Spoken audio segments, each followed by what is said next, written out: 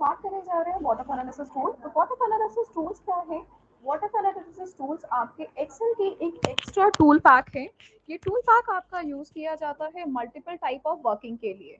ये tool pack आपको available होगा डेटा के बाद व्हाट एनालिसिस पे, और ओवरऑल इस टूल पैक में आपके पास 3 टूल्स अवेलेबल हैं जो आप यूज कर सकते हैं।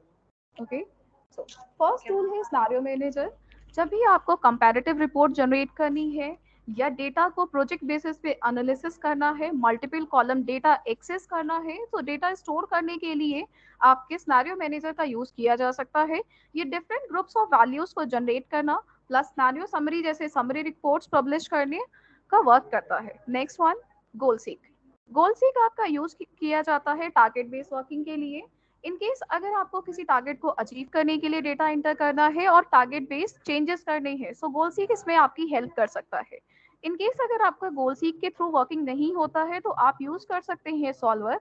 सॉल्वर गोल सीक के साथ ही ऐड होने वाली एक वर्किंग है और इसमें हम वर्क करेंगे। Next one, data table. Data table आपके मल्टीपल इनपुट्स जनरेट करने के लिए यूज किया जाता है, जो सेम टाइम में आपके मल्टीपल इनपुट जनरेशन का वर्क करता है। ये आपके सिंगल वेरिएबल और मल्टीपल वेरिएबल दो बेसिस पे वर्क करता है। सो फर्स्ट है हमारा सिनेरियो मैनेजर। हम सिनेरियो मैनेजर स्टार्ट करेंगे। सो सिनेरियो मैनेजर स्टार्ट करने के लिए मैंने यहाँ पे फर्स्ट ऑफ ऑल एक टेबल बनाई है। इस टेबल में मैंने एक कैश बजट बनाया हुआ। ओके, मैं कंपनी के लिए कैश बजट क्रिएट करना चाहती हूँ और इस मल्टीपल ऑप्शंस को आगे एनालिसिस भी करना चाह रही हूँ कि इन केस अगर मेरी इनकम ये होती है तो एक्सपेंसेस का रेशियो क्या होने वाला है। कुछ इस तरह की वर्किंग्स हम यहाँ पे एक्सेस करने वाले हैं। So cash budget and cash budget को क्रिएट करने के लिए मुझे बताना पड़ेगा कि मेरे कैश रिसीवेबल्स क्या है।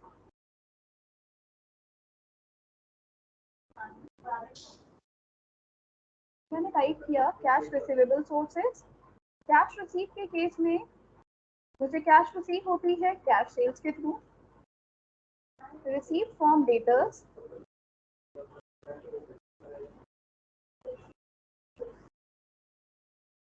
ठीक है। अगेन इसके साथ इंटरेस्ट रिसीव्ड ऑन सिक्योरिटीज, तो भी मैंने इन्वेस्टमेंट की हुई है।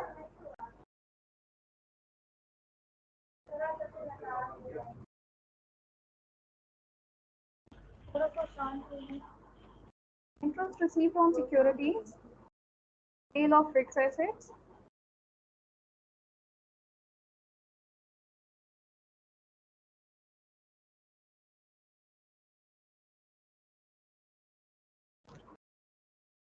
ठीक है। और लास्ट हमने लिखा अदर सोर्सेज।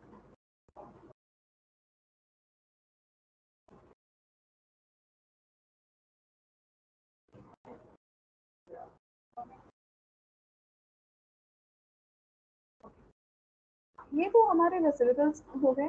नेक्स्ट वन है हमारे एक्सपेंसेस यानी कि पेमेंट्स।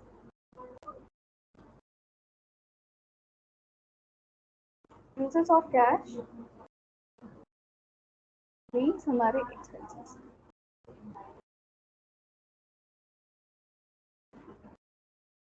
यहाँ पे हमने लिखा है फर्स्ट पेमेंट टू सप्लायर्स, जो भी हमारे पेंडिंग पेमेंट्स हैं वो जो मंथली होते हैं उसके लिए हमने पेमेंट टू सप्लायर्स यूज किया।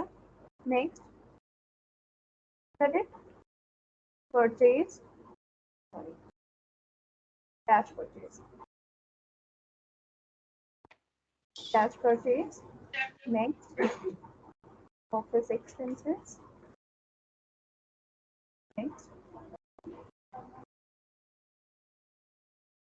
Manufacturing expenses.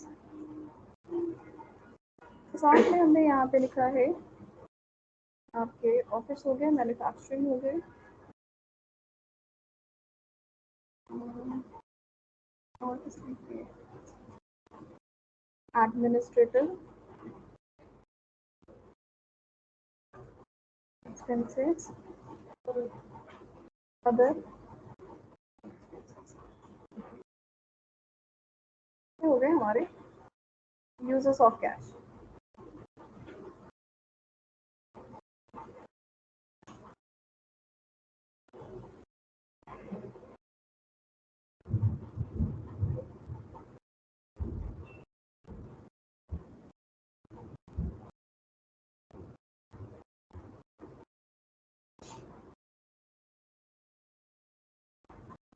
अब हम इसके रिगार्डिंग यहाँ पे क्रिएट कर लेते हैं। थोड़ी सी फॉर्मेटिंग मैं इसकी भी कर लेती हूँ और यहाँ पे कलर प्रोवाइड कर दिया है मैंने।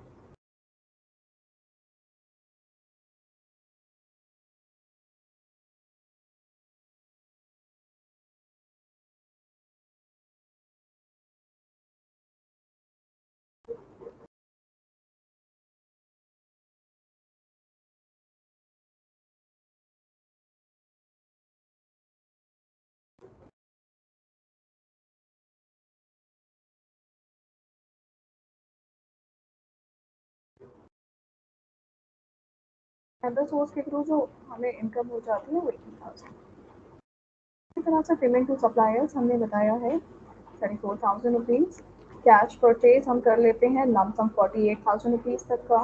ऑफिस का मेंटेनेंस एक्सपेंसेस हमारा 23,000 का है। मैन्युफैक्चरिंग या असेंबलिंग में जो हम एक्सपेंसेस पे करते हैं वो पेमेंट है हमारी 48,000 की।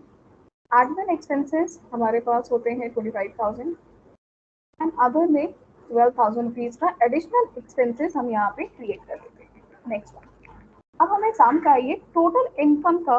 इन केस मुझे जो इनकम रिसीव हो रही है वो सम बेसिस पे कितनी है। तो बेसिकली मैंने इसके लिए फंक्शन यूज किया है सम का एंड सम कर लिया है रिसीविंग्स का। नेक्स्ट वन, टोटल इनकम के बाद है आपके total expenses and total expenses is equal to सम।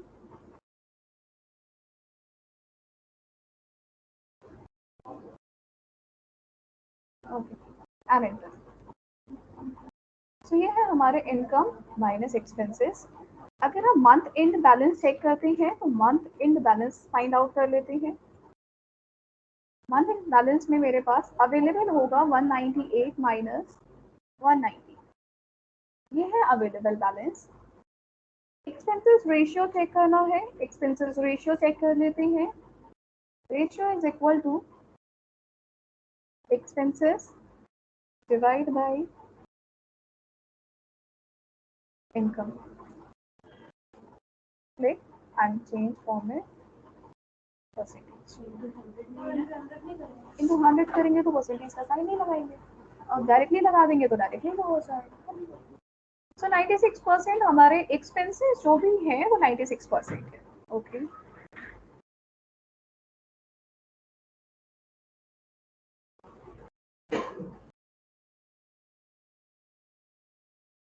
यहाँ रखिए।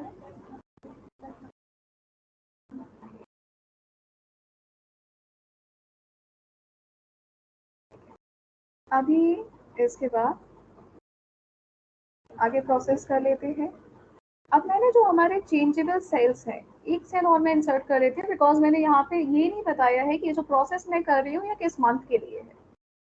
सो मैं इंसर्ट कर लेती हूँ मंथ के लिए एक सेल और मैंने यहाँ पे बता दिया है कि मंथ कौन सा है। मंथ है जनवरी। अभी मैंने सेलेक्ट किया जो भी आपके वेरिएबल सेल्स होंगे जो आपके वेरी करेंगे उस बेसिस पे मैंने उसे सेलेक्ट किया है। सेलेक्ट करके नेक्स्ट डेटा, डेटा के बाद what analysis and scenario manager. Scenario manager में फर्स्ट मैंने ऐड किया है सिनेरियो। ये सिनेरियो है मेरा जनवरी के डेटा का। सो मैंने यहाँ पे टाइप किया जनवरी।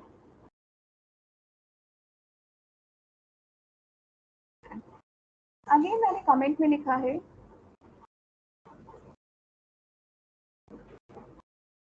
Real data figures for the month of January.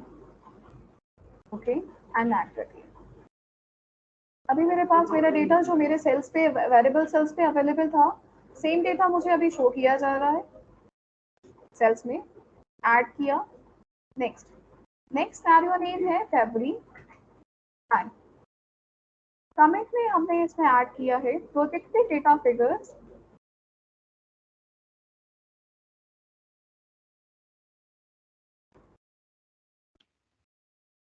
For the month of.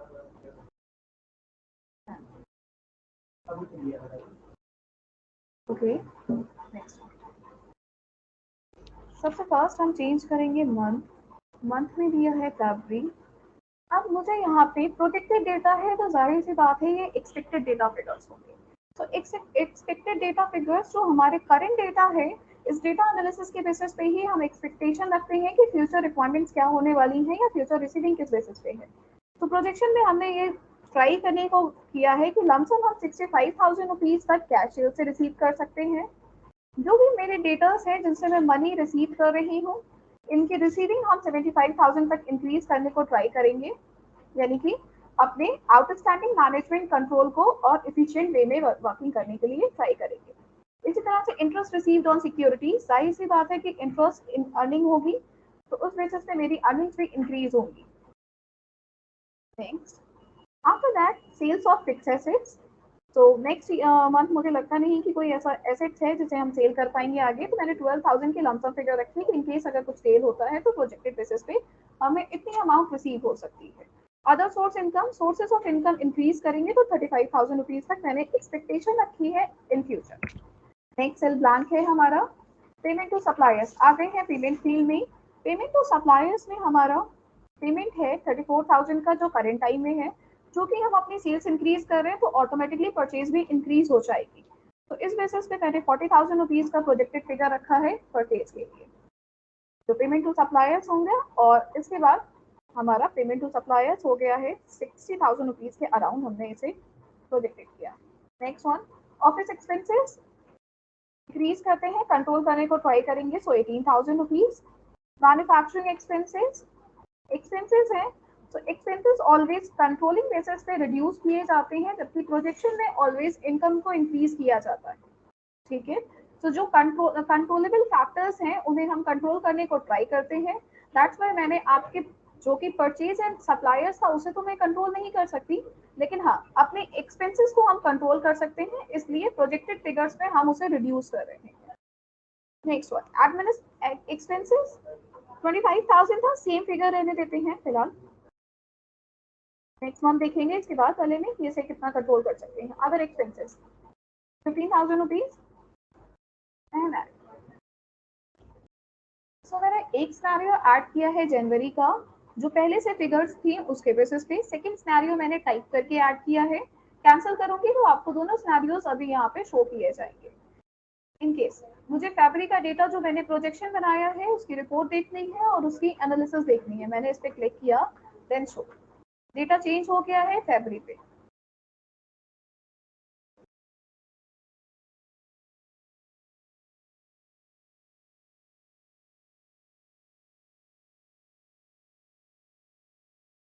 Okay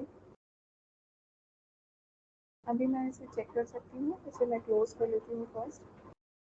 और ये रही मेरी एनालिसिस। एक्सपेंसेस का रेशियो 87% है। मंथ एंड बैलेंस इस बार मेरे पास 30,000 रुपीज अवेलेबल है। ये तो मंथ एंड बैलेंस है। लास्ट मंथ का भी बैलेंस अगर मुझे ऐड करना होगा तो वो समरी पे हम एडिट कर सकते हैं। ओके, सो मैं एक मंथ और ऐड करना चाहती हूँ, सो मैंने डेटा पे अगेन क्लिक किया। अब वाटर एनालिसिस में सिनेरियो मैनेजर का ये जो टूल है, ये टूल ऑलवेज आपकी इस वर्कबुक पे सेव होगा। आप जब चाहे आगे लेयर्स ऐड कर सकते हैं, लेवल्स ऐड कर सकते हैं सिनेरियो मैनेजर में। ठीक है, तो जब भी आपको नेक्स्ट आगे ऐड करना है आप ऐड पे क्लिक करिए और नेक्स्ट सिनेरियो नेम दीजिए, और इस बार मैंने नेम दिया है मार्च का। एंड डिलीट कमेंट में projected data figures for the month of March. I'm okay.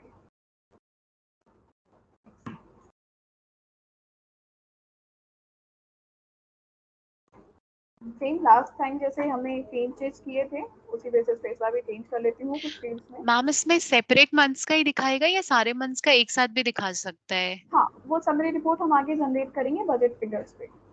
Okay वो भी हो सकता है ना। बस अभी एक टॉपिक कंप्लीट होता है देन मैं आपको 35,000 का एज इट इज रहने दिया है एंड 40,000 को हमने 35 किया इसका एंड 60 65 18 को 15 and 15 to 12 and okay so मैंने लेवल्स ऐड कर लिए। मेरे पास 3 मंथ्स का 1 मंथ्स का रियल डेटा है, 2 मंथ्स का प्रोजेक्टेड डेटा है। हम इस डेटा पे वर्क कर सकते हैं, इस डेटा को शो कर सकते हैं। इन केस किसी भी तरह का एडिट करना हो तो एडिट भी कर सकते हैं आप। एडिट के लिए भी आपको कब एडिट किया गया है, किस डेट पे किया गया है, ये सारी चीजें आपको बताई जाएंगी। आफ्टर दैट आपको एडिट के ऑप्शंस यहाँ पे प्रोवाइड कर दिए जाएंगे। इन केस किसी तरह की एडिटिंग करनी है देन एडिट करिए। लाइक मैं 15,000 के प्रोजेक्शन को चेंज करके 16 करना चाहती हूँ या 17 करना चाहती हूँ, तो मैंने उसको 17 किया है। तो डेटा एडिट भी हो सकता है। लेवल्स डिलीट में ये लेवल्स डिलीट हो जाएंगे। अब दो ऑप्शन है आपके पास, मर्ज एंड समरी का। मर्ज का मीन्स होता है कि इनकेस अगर इस वर्कबुक पे और भी आपने कहीं पे सिनेरियो बना रखे हैं तो इन सिनेरियो को भी आप ऐड कर सकते हो। नेक्स्ट वन है समरी। समरी रिपोर्ट का मीन्स है कि आप इसकी एक समरी रिपोर्ट पब्लिश कर सकते हैं। कंपैरेटिव बेसिस पे रिपोर्ट पब्लिश होती है। पब्लिश करने के लिए आप यूज करेंगे यहाँ पे सिनेरियो मैनेजर का। ठीक है, स्टार्ट करते हैं इसकी रिपोर्ट को पब्लिश करना। फिलहाल डेटा अगर मैं शो करूंगी मार्च का, तो मुझे मार्च का डेटा यहाँ पे शो कर दिया जाएगा। ओके, डेटा अपडेट हो गया है। समरी, जब भी आप समरी फाइंड आउट करते हैं तो फर्स्ट ऑफ ऑल ये हमेशा ध्यान रखिए कि आपकी समरी में एक एक्टिव फील्ड होता है और एक कंपैरेटिव फील्ड होता है। एक्टिव फील्ड में जो करंट शीट पे एक्टिव डेटा होगा वो आएगा। कंपैरेटिव फील्ड में आपके जितने भी सिनेरियो आपने क्रिएट किए हैं सारे सिनेरियोस आपके 1 बाय 1 कॉलम बेसिस पे शो किए जाएंगे।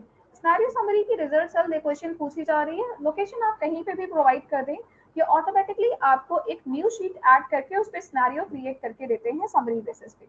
ओके, ये है सिनेरियो समरी रिपोर्ट। ये एडिटेबल होती है, सेम आपकी एक्सेल शीट है। इसके बेसिस पे आप अपनी सारी वर्किंग्स कर सकते हैं। First of all changing cells, मैं आपको इसके लिए एक मेथड बता देती हूँ। फिलहाल हमारे पास चेंजिंग सेल्स में अभी जो डेटा रेफरेंस आया है ये एड्रेस पे आया है। या तो आप इसे अपनी पुरानी शीट से कॉपी पेस्ट कर लीजिए, जिस बेसिस पे आपने यहाँ पे क्रिएट किया था सेम बेसिस पे मैंने इसे कॉपी किया, control C and click and control. Okay, next मैं इसे एडिट कर लेती हूँ। फॉर्मेटिंग में मैंने यहाँ पे सेलेक्ट किया है again home and all columns.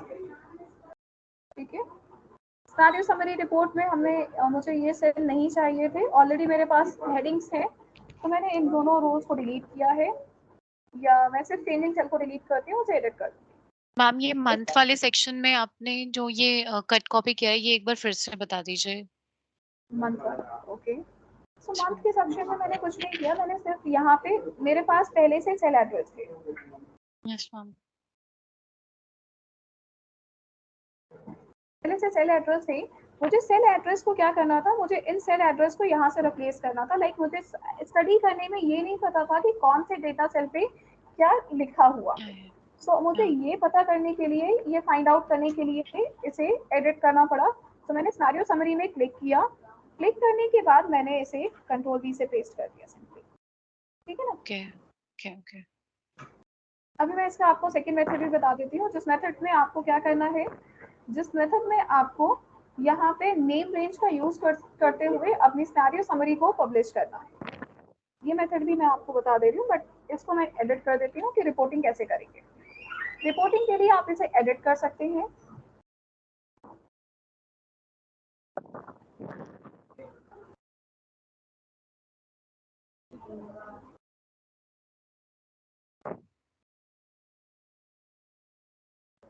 यहाँ पे क्लियर है ये।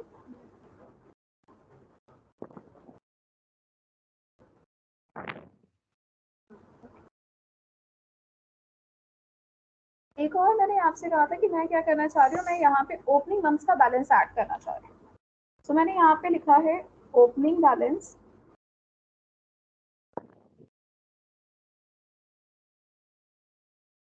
एंड चेंजिंग सेल्स को मैंने डिलीट कर दिया है। ओपनिंग बैलेंस को select and merge in centre and इसे मैं मिड में कर देती हूँ। करेंट वैल्यूज में इस मंथ की वैल्यूज हैं, डेटा को सेलेक्ट करिए, कंट्रोल ए से इसे मिड में करिए ताकि आपको पता रहे कौन सी डेटा फिगर्स कहाँ पे हैं। बॉर्डर्स अप्लाई कर दीजिए। ये एक एक्स्ट्रा सेल है, इसे डिलीट कर लेते हैं। अब ओपनिंग बैलेंस के लिए मुझे रिक्वायर्ड होगा यहाँ पे, देखिए एडिटिंग कैसे करनी है। First of all total expenses जैसे लास्ट टाइम फाइंड आउट किया था इज इक्वल टू सम।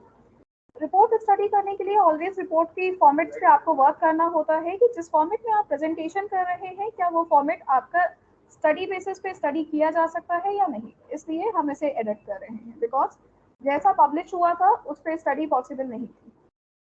तो या तो आप यहाँ पे एडिटिंग करेंगे या नेम रेंज के बेसिस पे एडिटिंग करेंगे। मैं फर्स्ट ऑफ ऑल यहाँ पे एडिटिंग कर रही हूँ और यहाँ पे मैंने दिया है बैलेंस, तो total income minus total expenses and ratio के लिए मैंने कहा कि expenses divide by income and inter. Next,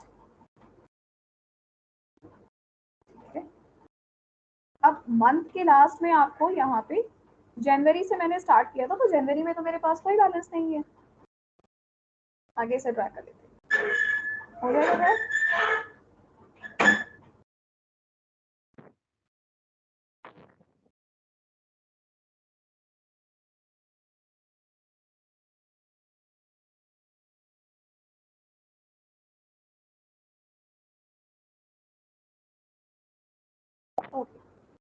जनवरी के लास्ट में मेरे पास जो बैलेंस था वो बैलेंस लिखा हुआ है D22।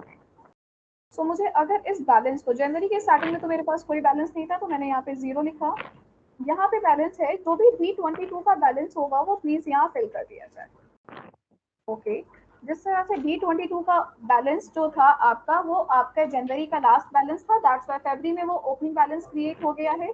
इसी तरह से मार्च में आपके पास जो बैलेंस आएगा वो आएगा E22 सेल का, यानी कि फरवरी के लास्ट का। तो ये हमारे पास लास्ट मंथ के बैलेंसेस है।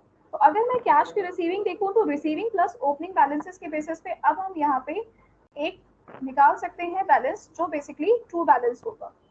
तो टोटल इनकम में अगर मैं यहाँ पे कंसिडर करूं तो मेरे इनकम में प्लस होना चाहिए, प्लस क्या होना चाहिए, प्लस होना चाहिए बेसिकली ये balance and enter. Okay, so next balance update हो गया होगा, ये है ना जहाँ पे लिखा हुआ है, ठीक है ना। सेम इसी बेसिस पे जब हम नेक्स्ट करेंगे तो नेक्स्ट में भी यही प्रोसेस होगा, तो बैलेंसेस अपडेट होगा। ये है आपका कंप्लीट, मैं आपको एक बार कंप्लीट बजट दिखा देती हूँ। ये है आपका कंप्लीट बजट है, इसलिए मैं, ये आया आपका कंप्लीट बजट जो हमने सिनेरियो के बेसिस पे क्रिएट किया हुआ है। ओके, सो अब आप इसे स्टडी करके जो भी रिपोर्ट पब्लिश करना चाहे वो रिपोर्ट पब्लिश कर सकते हैं। यहाँ पे लाइक मुझे यहाँ पे सेंटर हेडिंग देनी है कैश बजट की, तो मैंने टाइप कर दिया cash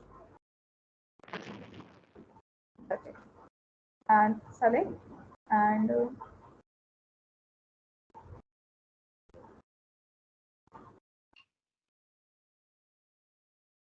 cash budget.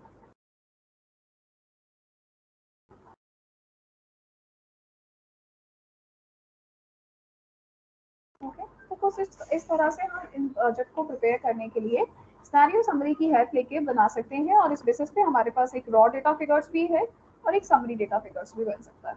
Next one, एक वर्किंग और मैंने आपसे कहा था कि मैं आपको बताने वाली हूँ जिसमें आपकी डेटा सेल्स को रीनेम नहीं करना पड़ेगा या कॉपी सेल्स पे यानी कि कॉपी पेस्ट नहीं करना पड़ेगा। इस तरह की वर्किंग के लिए अभी अगर आप नेक्स्ट टाइम इसकी सिनेरियो समरी पब्लिश करते हैं तो सिनेरियो समरी पब्लिश करने के केस में जो समरी मिलेगी वो आपको कुछ वैसी ही मिलेगी जैसे आपको पहले मिली थी। लाइक मैं एक समरी आपको फिर से जनरेट करके देती हूँ, समरी एंड ओके सेम है। सेल्स में अभी आपके एड्रेस है। चलिए अब इस एड्रेस को रिप्लेस करने का मेथड बता देती हूँ कि कैसे आप इसे रिप्लेस कर सकते हैं अपनी वर्किंग में। डिलीट कर दे रही हूँ इसे। मैंने कैश सेल्स की जो भी फिगर्स हैं उस पर क्लिक किया और यहाँ पे मैंने टाइप कर दिया है नेम बॉक्स में आके कैश अंडरस्कोर सेल्स।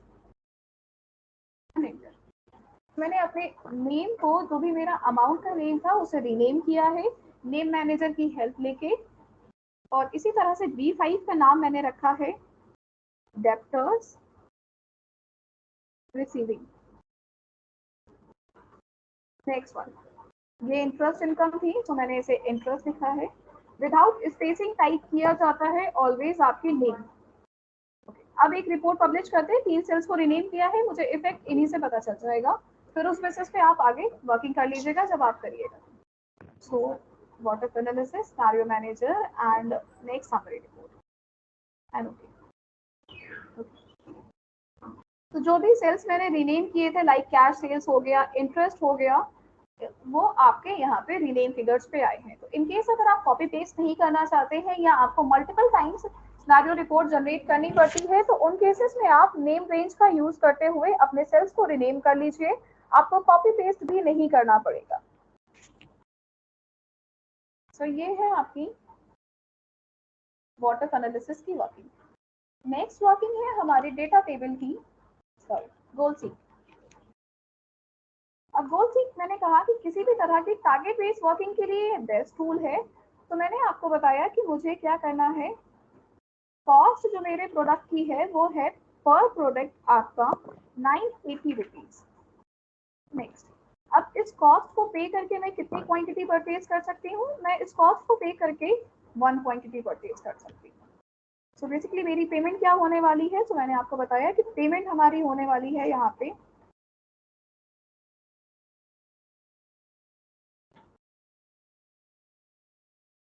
ये टोटल इन्वेस्टमेंट जो होने वाली है वो मेरी 980 इंटू,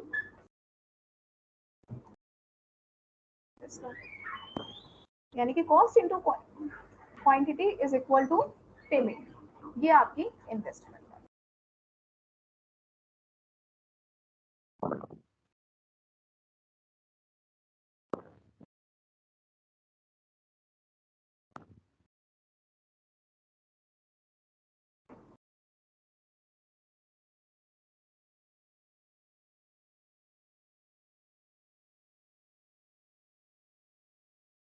ओके, नेक्स्ट, अब मैं ये चाह रही हूँ कि मुझे मेरे पास जो अमाउंट है वो अमाउंट है सॉरी, अमाउंट मेरे पास 26,000 रुपीज़ है, मैं उसे इन्वेस्ट करना चाहती हूँ, बट मुझे ये नहीं पता कि मैं 26,000 रुपीज़ इन्वेस्ट करके कितनी क्वांटिटी परचेज कर पाऊंगी इस कॉस्ट के प्रोडक्ट की। ठीक है, सो बेसिकली मुझे 26,000 रुपीज़ का इन्वेस्टमेंट करना है और इस इन्वेस्टमेंट के लिए मुझे पता करना है कि बेसिकली मैं कितनी क्वांटिटी परचेज कर सकती हूँ 26,000 रुपीज़ की इन्वेस्टमेंट के थ्रू। आइए इस टारगेट को कंप्लीट करने के लिए हमने डेटा पे क्लिक किया है, डेटा टैब पे क्लिक किया मैंने।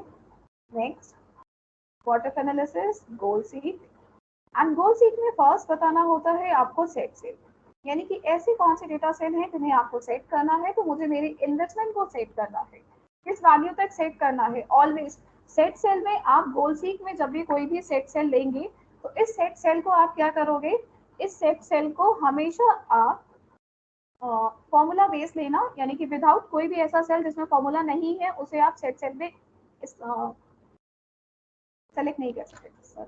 नेक्स्ट, सो बेसिकली मुझे 26,000 रुपीज़ तक का इन्वेस्टमेंट देना है। ओके, इसमें चेंजेस कर सकते हैं, इस बेसिस पे हम अपनी क्वांटिटी को अपडेट कर सकते हैं। मुझे क्वांटिटीज की ही रिक्वायरमेंट थी। सो ओके, आपको क्वांटिटीज बताई गई हैं कि आप बेसिकली गोल सीख ने आपको जो स्टेटस दिया है उसने दिया है कि 26.53 यूनिट्स अगर आप परचेज करते हो तो आप 26,000 रुपीज़ का इन्वेस्टमेंट कर सकते हैं। इन केस आपका जो प्रोडक्ट है वो आपके फ्रैक्शन बेसिस पे सेल हो सकता है, देन आप इस क्वांटिटी को यूज कर सकते हैं। इन केस ऐसा नहीं है तो आपको एक लमसम फिगर्स चाहिए होंगी। सो मैं इसे कैंसिल करती हूँ, अपनी पुरानी फिगर्स को वापस यहाँ पे रीस्टोर करती हूँ और यहाँ पे टाइप करती हूँ 26, क्योंकि मुझे लमसम आइडिया मिल गया है कि 26 यूनिट्स ही मैं कंप्लीट बेसिस पे यहाँ पे परचेज कर सकता हूँ। अगर नेक्स्ट टाइम अगेन मुझे एक इन्वेस्टमेंट करनी है अब 83,000 रुपीज़ की।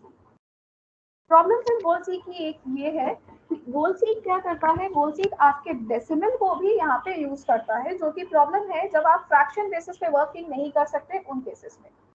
तो 83,000 रुपीज का अगर मुझे इन्वेस्टमेंट करना है तो सेम मुझे वही प्रोसीजर लेना पड़ेगा, लाइक गोल सीक के बाद टारगेट, टारगेट के बाद आपको क्वांटिटी की अपडेशन। इन केस आपको इतनी लंबी वॉकिंग नहीं चाहिए तो आप गोल सीक के प्लेस पे यूज कर सकते हैं सॉल्वर का। गोल सीक की तरह सॉल्वर भी आपके डेटा को अपडेट करने के लिए यूज किया जाता है आपके क्राइटेरिया बेसिस पे, बट सॉल्वर नॉर्मली आपके टैब पे इनेबल नहीं होता है। डेटा पे आइए, अभी आपको सॉल्वर यहाँ पे इनेबल नहीं मिलेगा। So first of all solver को इनेबल करने के स्टेप्स देखिए। सॉल्वर को इनेबल करने के लिए आपको जाना है फाइल्स में,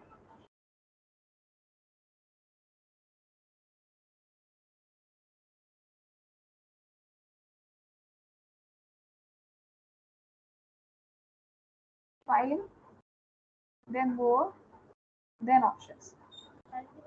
ऑप्शंस, हाँ, आपको डायरेक्ट ऑप्शंस ही मिलेगा। ठीक है, ऑप्शंस के बाद आपको जाना है एड-इन्स में। एड-इन्स के बाद आपको मिलेंगे एक्सेल एड-इन्स। एक्सेल एड-इन्स पे क्लिक करिए एंड गो। यहाँ पे आपको मिल जाएगा पैक सॉल्वर एड-इन का। स्टेप्स नोट करिएगा, फाइल, देन ऑप्शंस, ऑप्शंस के बाद एड-इन्स, एड-इन्स के बाद एक्सेल एड-इन्स, एड-इन्स के बाद आपको सॉल्वर एड-इन को क्लिक करना है उस पे चेक बॉक्स पे एंड ओके कर देना है। जैसे ही आप ओके करेंगे ये आपके डेटा टैब में ऐड हो जाएगा।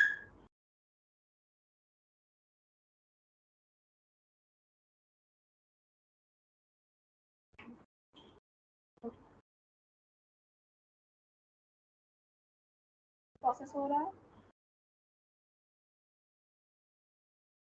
Data and solver. अभी सॉल्वर हमारा ऐड हो गया है। सॉल्वर को क्लिक करिए, क्लिक करके फर्स्ट, अब इसमें आप अपने पैरामीटर्स भी टाइप कर सकते हैं, अपने क्राइटेरियाज भी टाइप कर सकते हैं।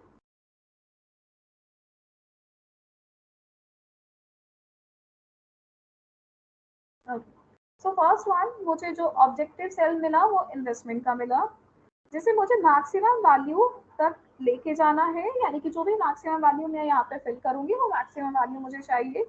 देन चेंजिंग सेल्स में मुझे क्वांटिटी को वेरिएबल के बेसिस पे इंसर्ट करना है, सो क्वांटिटी, क्वांटिटी के बाद नेक्स्ट। ये मैंने बताया कि मुझे किस सेल को as a target base use करना है और किस सेल में चेंजेस करने हैं।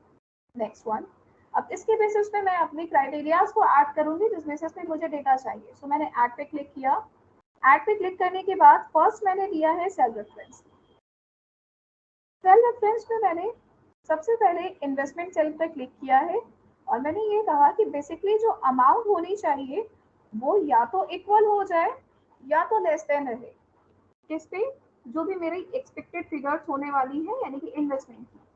तो मैंने 83,000 रुपीज बताया कि या तो 83,000 के आसपास अगर एक फिगर्स आती है तो ठीक है, लेकिन उसे किसी भी तरह से डेसिमल में कन्वर्ट नहीं करना, तो लमसम वैल्यू पे आप जनरेट कर दीजिए।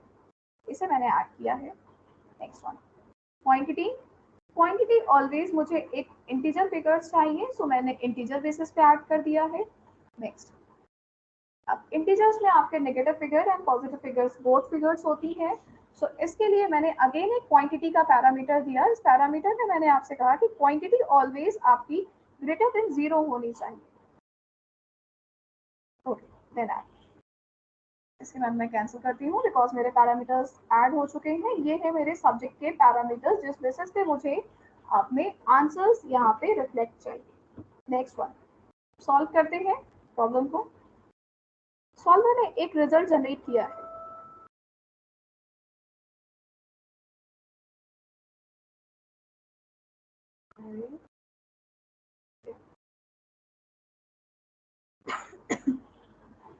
सॉल्वर ने एक रिजल्ट जनरेट किया। एज पर दिस रिजल्ट आप 82,000 रुपीज 320 रुपीज तक का इन्वेस्टमेंट कर सकते हैं। इस इन्वेस्टमेंट को करके आप क्वांटिटी परचेज कर सकते हैं 84 यूनिट्स की। ठीक है, इन केस अगर आपकी वॉकिंग हो गई है और आप इस डेटा को स्टोर करना चाहते हैं तो स्टोर कर लीजिए शीट पे। इन केस अगर आपको रीस्टोर करना है ओरिजिनल डेटा वैल्यूज को तो रीस्टोर पे क्लिक कर दीजिए एंड ओके।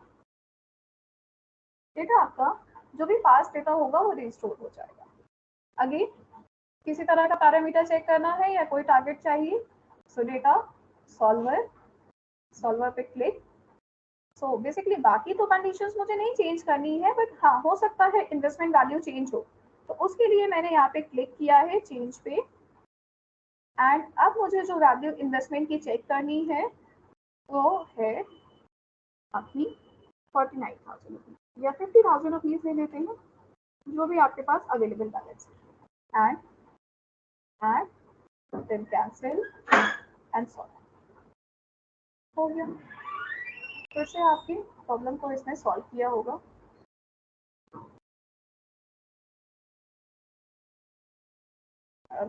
टोटल 51 क्वांटिटीज इसने परचेज करने के लिए आपको सजेस्ट कर दिया है।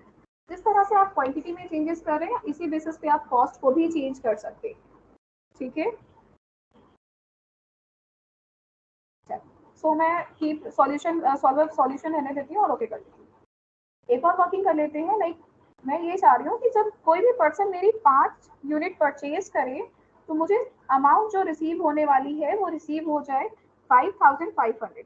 मैंने अपना प्रोजेक्शन रखा है कि मुझे 985, तो मुझे प्रोजेक्शन क्या चाहिए 5,500 का। ओके चलिए करते हैं इसे। अभी तो मैं इसे बेसिकली रिप्लेस कर चुकी हूँ, कंट्रोल सेट कर देते हैं। अभी 4900 में मैं 5 यूनिट्स परचेज कर सकती हूँ। मैं चाह रही हूँ कि आप कॉस्ट अपडेट कर दो। 5,500 रुपीज अचीव करने में मुझे कितना अमाउंट यहाँ पे क्वांटिटी दे प्राइस रखना पड़ेगा अपने प्रोडक्ट का, वो मुझे जानना है। तो उसके लिए मैंने अगेन डेटा के साथ वॉटर एनालिसिस का आप सॉल्वर भी ले सकते हैं, गोल्ड सीक भी ले सकते हैं। ठीक है, तो मैं गोल्ड सीक पे एक बार प्रोसेस करती हूँ। इन्वेस्टमेंट मेरे पास है वैल्यू पे 5,500 रुपीज की, तो मैंने इन्वेस्टमेंट सेल को सेलेक्ट किया, अमाउंट बता दी इनको 5,500 रुपीज तक जाना है मुझे, और चेंजिंग में आप कॉस्ट को चेंज कर सकते हो इसका। है ओके, प्रोसेस हो गया है। तो इस तरह से आप कॉस्ट एंड क्वांटिटी किसी पे भी वर्क कर सकते हैं, चाहे सॉल्वर से करें या गोल्ड सीक से करें, दोनों बेसिस पे आपकी ये वर्किंग प्रोसेस हो सकती है। नेक्स्ट टॉपिक है हमारा डेटा टेबल। डेटा टेबल आपके मल्टीपल डेटा सेल्स के बेसिस पे वर्क करता है। मीन्स मैंने आपको बताया, इसी शीट पे वर्क कर लेते हैं। अगर मैं यहाँ पे एक कमीशन रेट फाइंड आउट करूँ, जो मेरी कॉस्ट है या इन्वेस्टमेंट वैल्यू है, इस पर मुझे अगर कोई कमीशन फाइंड आउट करना है, तो मैंने बताया कि अगर मैं 5% कमीशन यहाँ पे फाइंड आउट करती हूँ, रेट क्या मैंने कहा कि मैं फाइंड आउट करना चाह रही हूँ 5% का कमीशन। तो मैंने यहाँ पे लिखा 5%।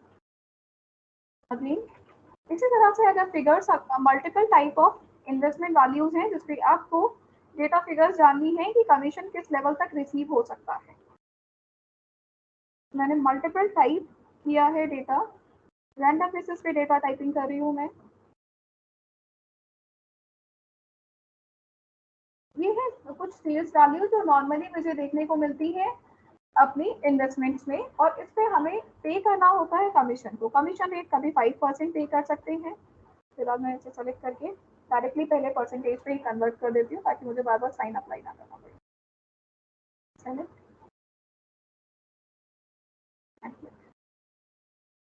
5%, 2.5%,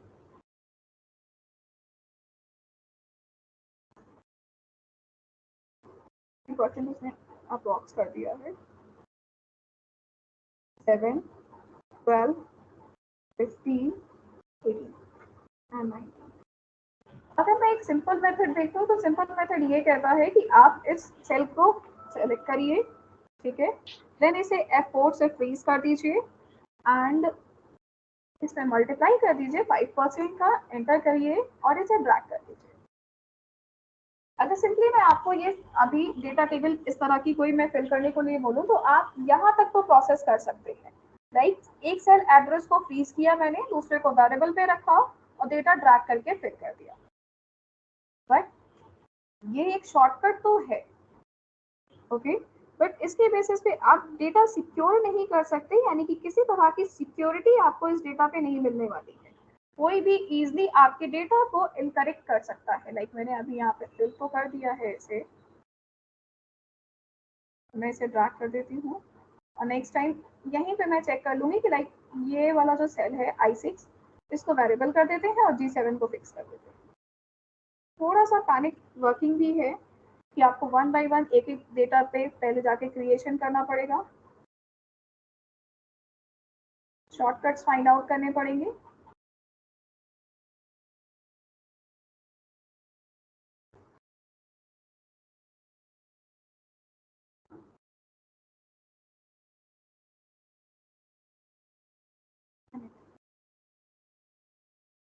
तो इस तरह से आपको मल्टीपल टाइम्स क्या करना पड़ेगा, इसके डेटा सेट को क्रिएट करना पड़ेगा और कोई भी पर्सन इसे इजीली एडिट कर सकता है, डेटा को इनकरेक्ट कर सकता है और आपको इसका आइडिया भी नहीं हो पाएगा। ठीक है, तो फिलहाल मैं इसे डिलीट करती हूँ जो भी मैंने डेटा फिलिंग की हुई है, क्योंकि इस तरह से फिल किया हुआ डेटा आपका इजीली इनकरेक्ट किया जा सकता है या डिलीट किया जा सकता है।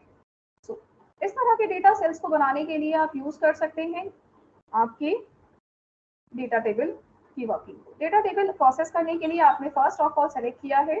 जब आपने सिलेक्शन लिया तो यहाँ पे आपको एक सोर्स दिखाया जा रहा है। इस सोर्स में आइए, क्लिक करिए 5% into investment value and enter and control.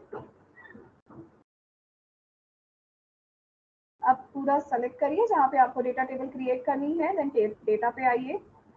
Data पे आने के बाद water analysis, then data table, row input cells. Row में वन बाय वन आइए, आपकी रोज हैं 2 3 4 5 6 7।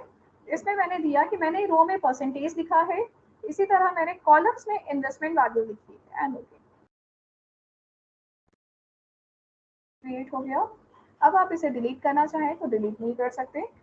एडिट करना चाहूँ मैं इसे, एडिट नहीं हो सकता बिकॉज डेटा टेबल के किसी भी पार्ट को डिलीट या एडिट नहीं किया जा सकता है। सो इन केस अगर आपको बाई चांस कोई चेंजेस करना भी है तो चेंजेस कहाँ से होंगे, इसके सोर्स से होंगे। डेटा टेबल डिलीट होगी तो या तो कंप्लीटली डिलीट होगी, अदरवाइज किसी भी पार्टीशन बेसिस पे ये डिलीट नहीं होती। मैं इसे ऐसे डिलीट करना चाहूँ तो कर सकती हूँ, अदरवाइज मैं इसे डिलीट नहीं कर सकती। ठीक है, सो ये है आपके डेटा टेबल्स की वर्किंग।